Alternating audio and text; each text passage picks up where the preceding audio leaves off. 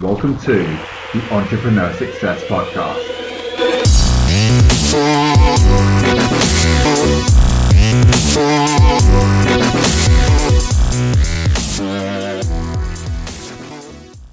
Hello everybody, I hope you're doing well. This is the one and only, the true Alex J. I hope you're having a fantastic day. As always, if you haven't already, make sure that you follow me on facebook.com/the true Alex J. You can join the Facebook group, which is Entrepreneur Success. We've now got 6,000 people inside of that group, which is absolutely mind-boggling, and I'm very, very grateful to have everyone in there. Truly grateful.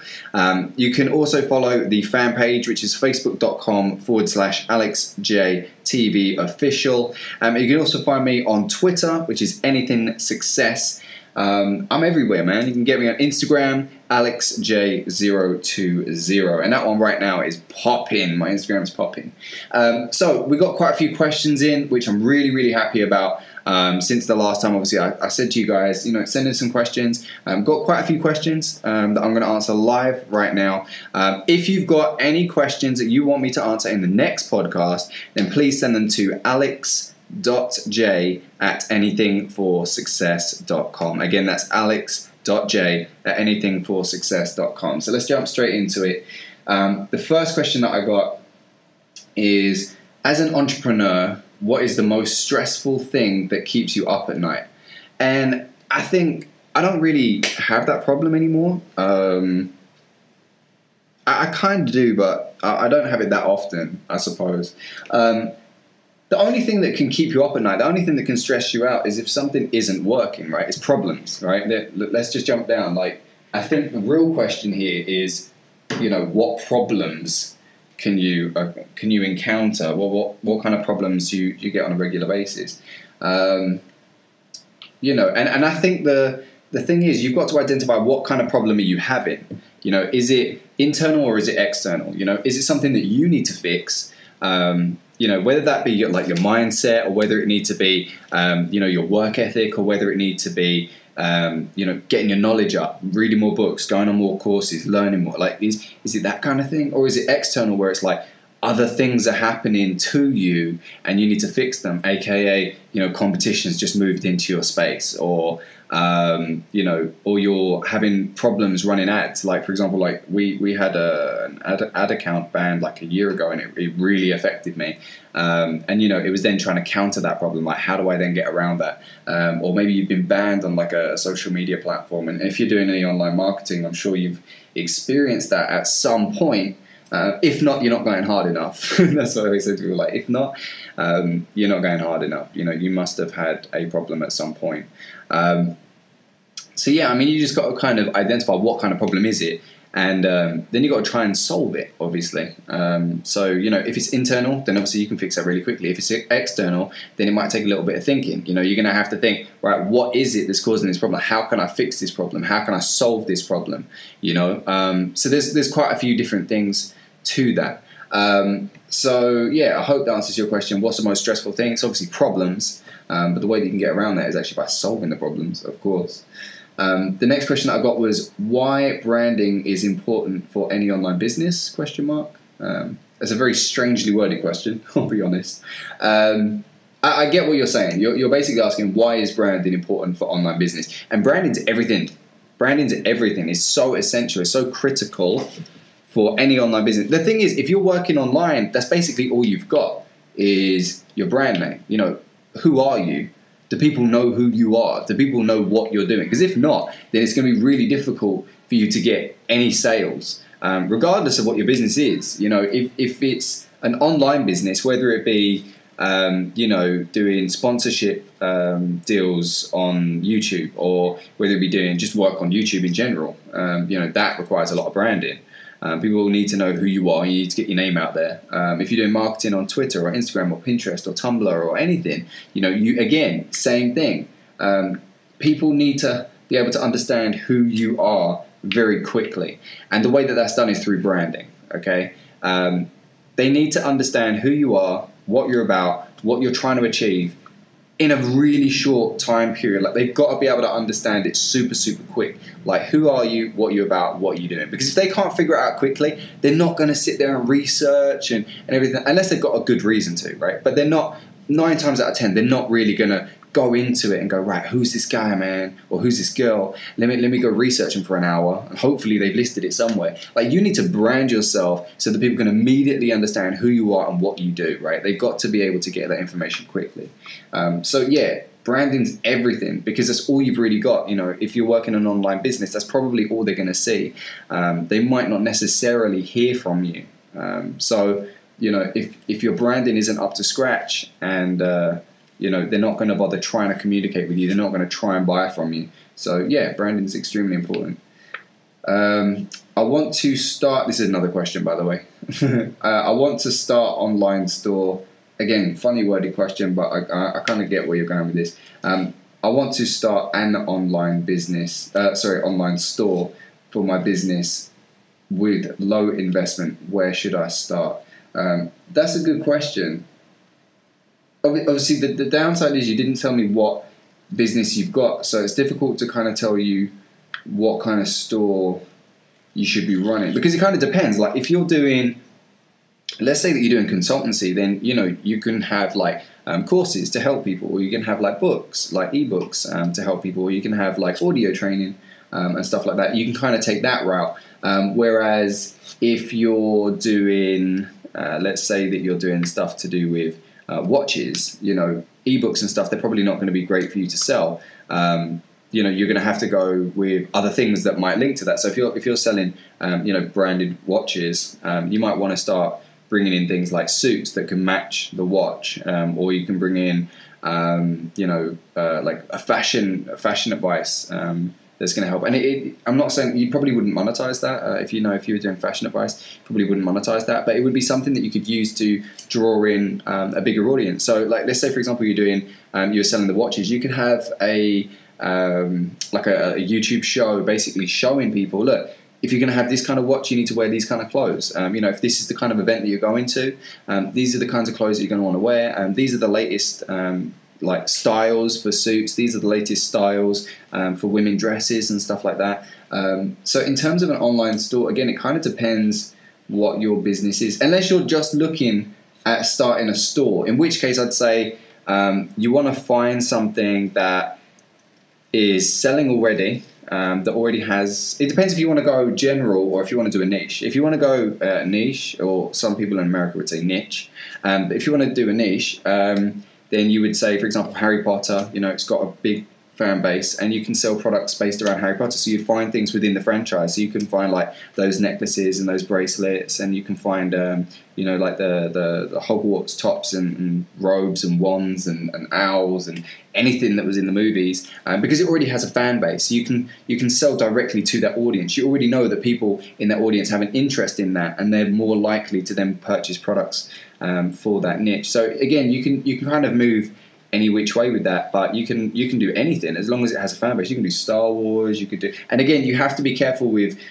copyright. If you're going to go down that route, you really do need to be careful of copyright. There's loads of places where you can get official merchandise and sell those, but you just got to look around. So just, you know, keep an eye on your licensing, and yeah, again, another way that you can go around doing that, if you don't want to do anything to do with licenses, is you could say surfers, you know, what do surfers wear, what's trending in the surfers market. So you could sell like surfboards or surf designs, or those ankle bracelets that surfers love, or what else do surfers love? I don't know, like dreadlock hairspray. I don't know if is that racist? I don't know. So, you know, you want to kind of go down that route. You want to work out, are you going to do a general store, in which case you're going to be selling a little bit of everything, or is it going to be a niche or a niche? And if you're going to go down that route, then obviously you're going to take a completely different approach. So yeah, keep that in mind. You know, what approach do you want to take? Is your business relevant to, I mean, not all businesses can run a store. Like, that's just a fact. Like, if your business is, say, plumbing, you know, you're not going to have an online store. You're not going to start selling plungers, you know, because you're a plumber. The whole point is that you go out and fix the problem. So it might not even be relevant. So again, I'd need to know more about your business before I could give you help with that question. Another question that I have is I have an energy drink that is made from FDAE approved production. I want to sell my idea. Who can I show my idea that will not take my idea? Well, the thing is, if you're trying to get out and you're trying to speak to people, I'm guessing you're trying to speak to someone that's already got experience, or you're trying to speak to investors, right? I'm guessing that's the route that you're trying to go. If you have an idea for a business, or you've got an idea for a product, or you've got an idea for a product or service that you're worried that someone would steal, just send them an NDA, okay? An NDA is a non-disclosure agreement. Just send one of them out. Once they've signed it and send it back, they're not legally allowed to use your idea. Like, they can't even talk about the idea, right? And if they did, you could sue them. So, you know, they're not going to be able to take it.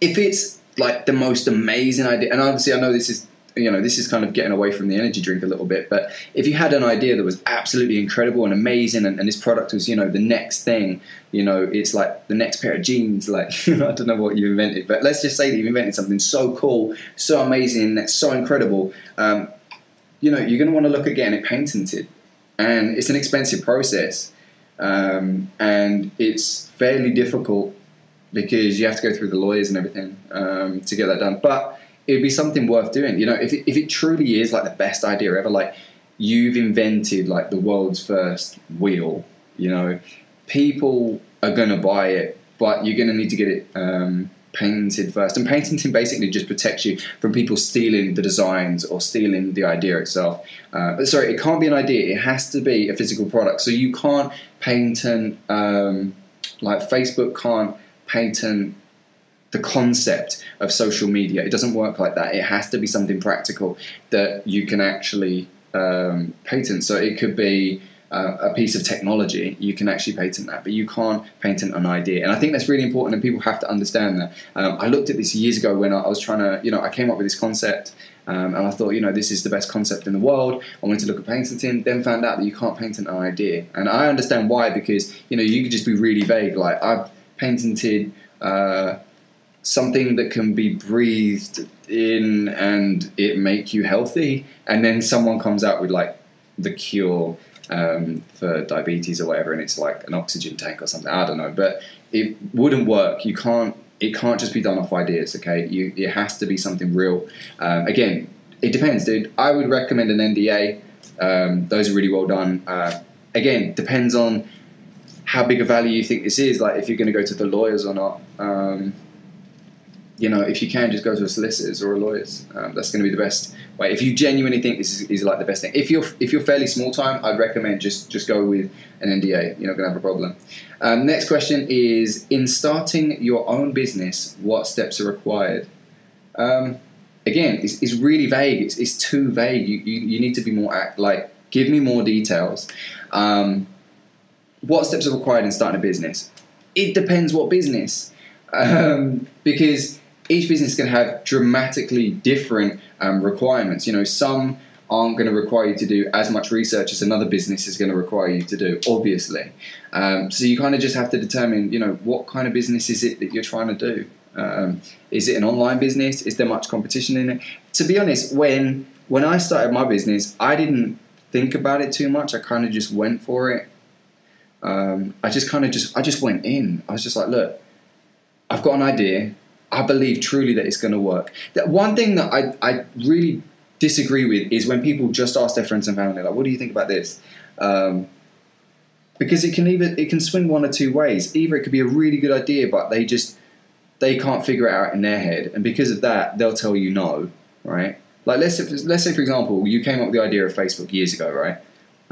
You know, you went to your parents and you're like, look, I've got an idea for a website, and this website, what's going to happen is you're going to be able to put your own pictures on there, and then you can find your friends on there and send them a friend request, and then they can accept it, and then you can like talk on that website. And you know your parents are going to be like, well, yeah, but how are you going to find your friends on there if your other friends aren't already on there? So it's not going to work, is it? Do you know what I mean? Like they're going to come at it from the wrong angle. Even though it's a great concept, they're going to come at it with the wrong angle because they can't figure it out in their head. Oh, you know, I don't think many people would use that. Why would they put their pictures online for other people to see? I don't understand. Why would they write a status and tell you what they're doing? It makes no sense, right? They would have the wrong concept, right? So that could stop you from having a fantastic idea and moving forwards with a fantastic idea, $1 billion idea, by the way, right? Just because your friends or family couldn't figure it out themselves. They couldn't understand the scale of it, the magnitude of it, right? Because they don't understand how to solve those problems. So I wouldn't recommend taking that route. For me, I always, every time I've come up with a business idea or a business concept, I just try it. I just see what happens. You know, it either works or it doesn't. Because in the real world, they don't care about your friend's opinion. They don't care about your mum's opinion. They don't care about any of that. They only care about what's actually working, right? So if you've come up with a product, let's say, for example, I'll talk about a product that I bought recently. It's like the vape, the e-cigarette thing. So I wanted to quit smoking, and here they don't have like the nicotine patches. They're outlawed, right? You can't buy those. And I was like, but I really don't want to smoke. I want to get away from that. Like I want a healthy life. So I went and I bought like this vape thing, and it's got the nicotine in it, and you know that's really helped me. And I've quit, by the way. It's been 24 days, if I'm not wrong, 24 days. So I've completely quit. I don't smoke anymore, which is, you know, incredible.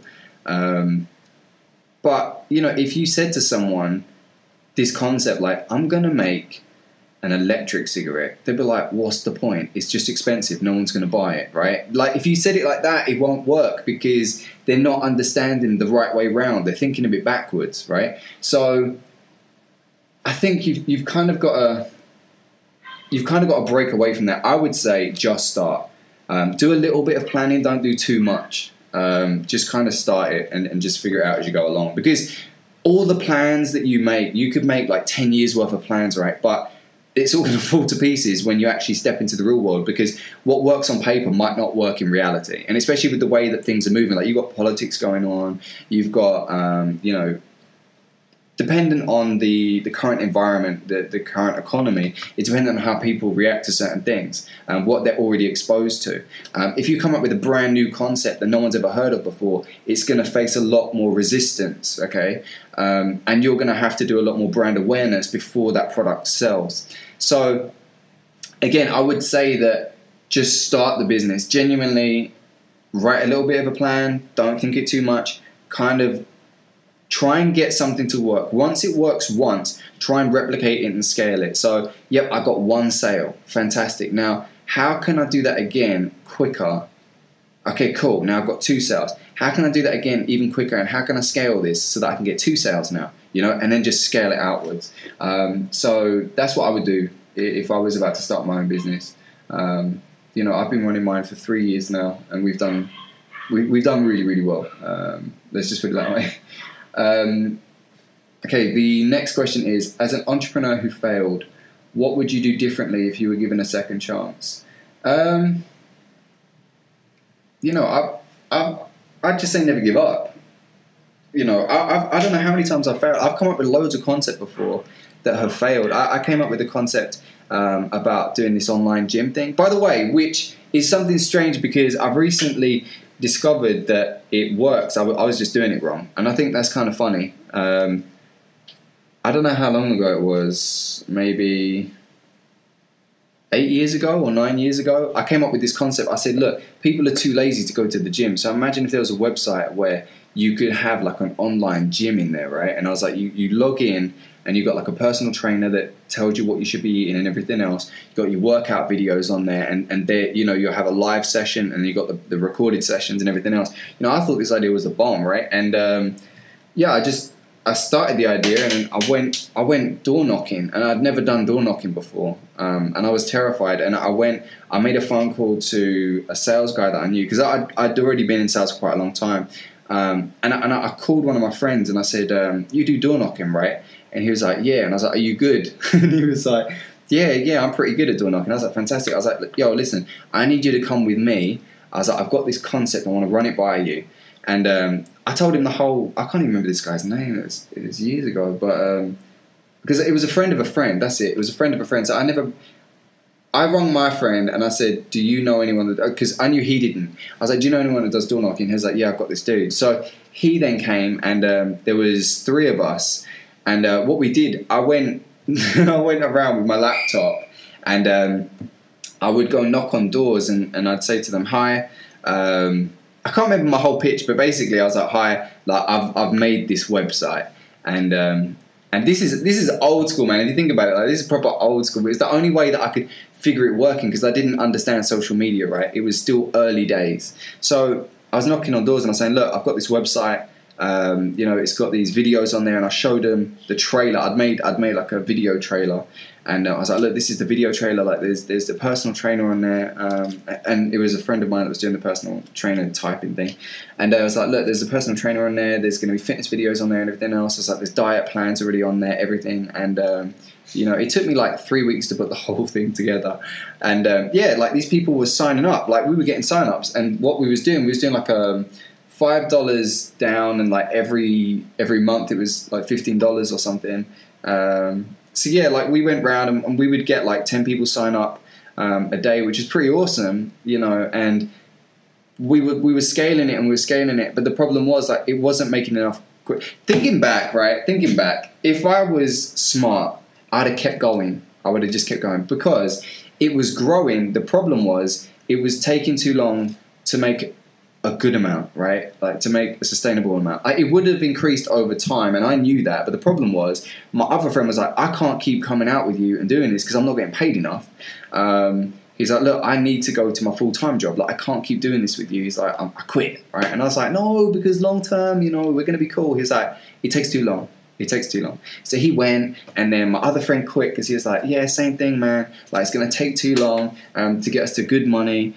Because they were doing good in their other job. Like, they were getting paid like £40 a sale in their other job, and they could get 10 of them, and they made like 400. But where with me, we was only making like $2 per sale. But then the month after, when it rolled over and the 15 came in, we'd all get paid 5 each for the deal and everything else. So it was residual, and it would have continued to grow. But because at that particular time, we was young. And we just needed the money, so we couldn't afford it. So we all quit, and I let the website roll for as long as it could until all the members had finally quit, and then I shut the website down. But it was such a great concept, and it could have kept going. And ironically, recently I've discovered that there's people that did that concept. Basically, they grew it, and they've made a lot of money since. And that could have been me. Could have been.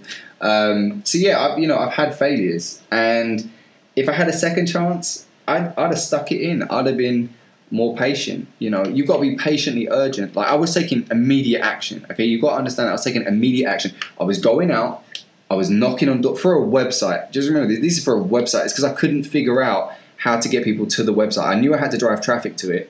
I knew I had to get people to sign up, and I couldn't figure it out. So I was like, if I just knock on doors, like, I'm going to be able to get people to sign up, right? And they would pay via PayPal through my website. But imagine that I was actually at their door, right? I would come in, we'd sit down, and they would go get their card, and then they would pay on my laptop. They would fill out the PayPal stuff and pay there. Like, it was the only way that I could figure it out. So, again, it comes down to patient urgency. So I had to be patient for the long term because I knew it was going to pay off eventually. But you need the urgency to take action. Like, I couldn't have just sat at home going, right, hopefully someone will go to my website. I knew that wasn't practical. So that's why I was actually going out in the field, in the rain, in the snow, and I was getting these sign-ups. So again, you need to be patient and urgent at the same time because you can't predict when something's going to work. You can't predict when everything's going to go right.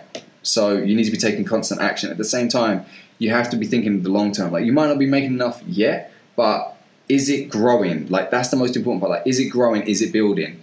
If we had kept going for like a few months, I think we would have been doing okay, and then we could have sucked it out for a year, and by year 2 we would have been doing okay. But we wasn't looking at it like that. We were thinking so short term, and it worked out for the better because I'm doing all right now. But it just requires that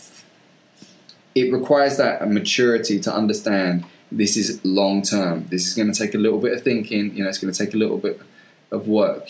So I'd say to people, be patient but urgent at the same time, okay? You need to be thinking long term, not just short term, okay? A producer, they see blockbuster potential, right? But other people, they just see the change. right? So you've got to be thinking about that blockbuster potential. You've got to be seeing it from that point of view. You know, this is about being creative and being business minded at the same time. If I was just business minded, I'd have been like, I'd have had the website done and then I'd be crying because no one's going to the website. But because I had the creativity, you know, and again, I'd never done door knocking before, and I think that's really important to understand. I'd never done it before, and I was scared. Don't get me wrong, I was terrified. I was like, dude, I've never done this before. Like, how does this even work?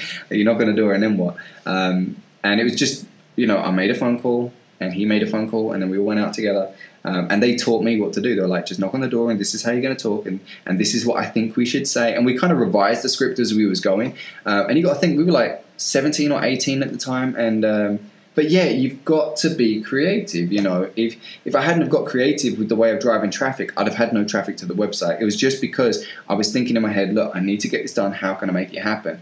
And you know, if I was still back in the UK, like, would I knock on doors again? Yeah, you know, it doesn't make any difference. Obviously, I've got much smarter ways of doing it now. You know, PPC and SEO, they're great for driving traffic, along with social media and everything else. You know, we've got social media automation going on right now as we speak, and it's drawing in leads and sales, which is fantastic. So yeah, you need to be creative, not just business minded. You've got to be patient and urgent, and you've got to see that blockbuster potential. So again, I hope you guys have learned something from this episode. If you've got any questions that you want to ask me, and I will answer them on the next podcast, feel free to send them to me at alex.j@anythingforsuccess.com. Again, that's alex.j@anythingforsuccess.com. Please also make sure to add me on facebook.com/The True Alex J. You can also find the fan page at facebook.com/AlexJTV Official. I'm on Twitter at Anything Success. You can also find me on Instagram, which is AlexJ020. Hope you guys are having a fantastic day, but in the meantime, peace.